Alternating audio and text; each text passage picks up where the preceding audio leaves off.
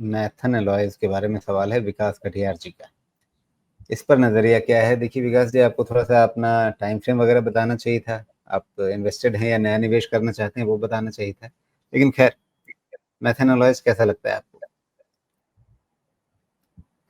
Recovery ठीक है, बहुत ही कॉन्वोल्यूटेड सा स्ट्रक्चर है, तो थोड़ा बहुत जैसे अपनी लेटेस्ट हमने एडलवाइस का रिवर्स हेड एंड शोल्डर्स पढ़ने की कोशिश की, वैसा थोड़ा बहुत स्ट्रक्चर हो सकता है। और मार्केट टेलविंड में ये भी अपना राइट साइड इसने सपोर्ट तो बना लिया है। पहला सपोर्ट आपका इमीडिएट आ जाता है 1100 पे ही, और ये बंद कहाँ है 1170 पे, तो रफली 10% का रिस्क है लगता है। और 1350 आपका हाई है, तो 1350 टू 1170 टिल 1350, तो करीब करीब आप समझें कि 1:1.5 का रिस्क रिवॉर्ड रेशियो के आसपास से ये तो बैठ रहा है। तो नीचे 1100 पे ध्यान रखना चाहिए, और अगर वो रह जाता है तो फिर आपको 1350 60 ये सब वाला जो हाई है एक बारी वो मिलते हुए दिखेगा। Again reason being market Tailwind.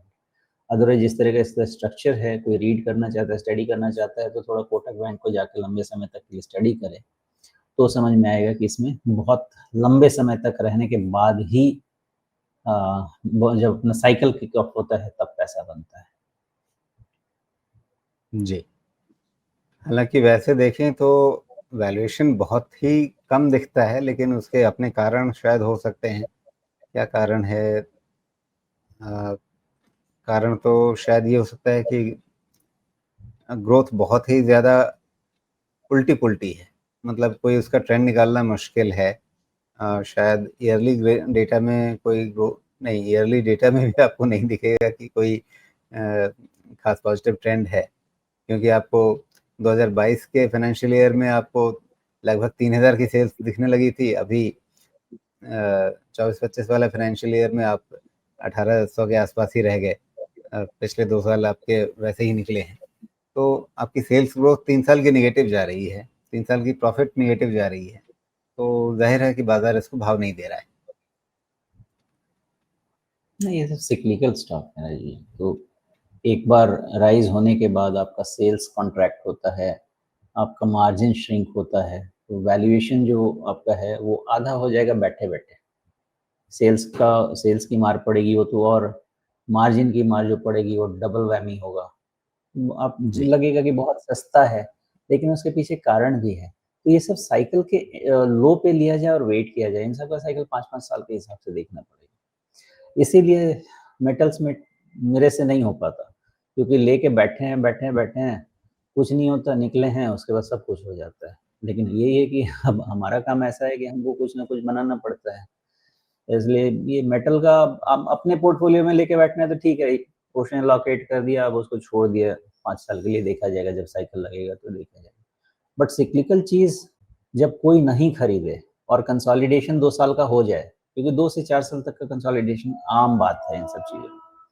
तो 2 साल तक कोई उसको नहीं देखे, उसके बाद थोड़ा-सा भी ग्रीन शूट आपको दिखे और अगले 2 साल 3 साल का व्यू लेते हैं, तो वहाँ से हो तो सकता 2 है कि साल पूरे तो 5 हो गया। साल के साइकिल। हाँ, वही कह रहा हूँ मैं अगर आप कि उनका भी देखें साइकिल 2 साल 2022 से से आधा जून से जून 2022 से ये। कंसोलिडेशन चल ही रहा है बड़े रेंज में।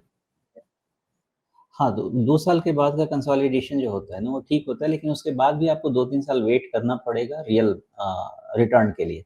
फॉर एग्ज़ाम्पल अगर मान के चलते हैं कि 12-14% के सीएजीआर 5 साल में करीब अगर डबल होना चाहिए प्राइस। पहले 2 साल आपको इसने पैसा बना के नहीं दिया।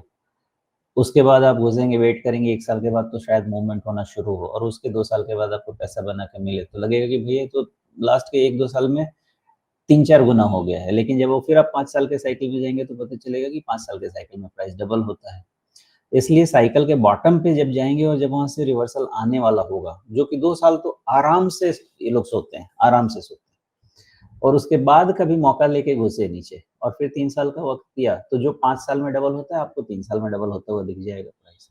तो ऐसे सिक्लिकल खेला जाता है, बट वो अपने पैसे पे खेलना आसान होता है, लेकिन एडवाइज़री में वो चीज़ करना थोड़ा-सा मुश्किल होता है। जी, ओके।